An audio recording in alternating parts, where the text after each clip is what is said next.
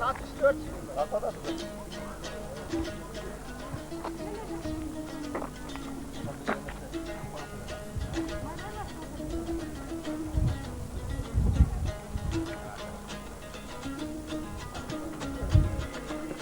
Narın kaçayım ya. Ne soğuk alı olasın. Akır ne? Sen cağa gitsin. Akır cağa. Gider mi? Sen katı uzatırsın lan. Olmayacak mı?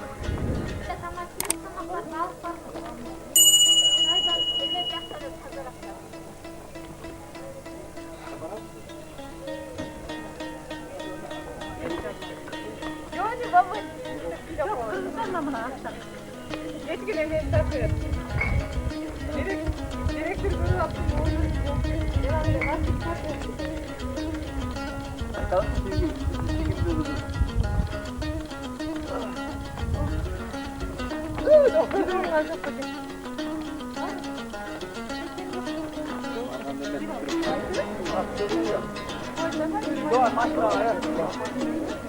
Denk mi?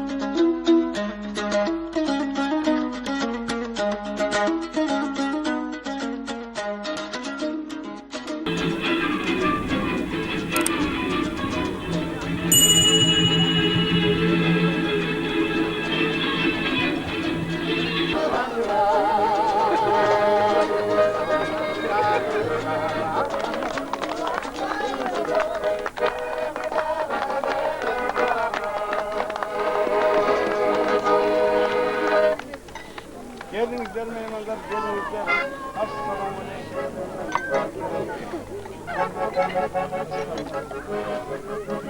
Sancır açıyoruz.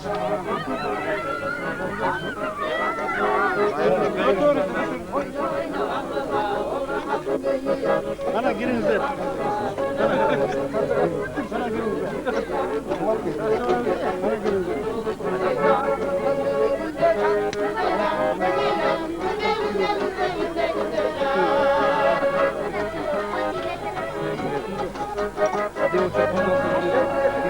Espiritual,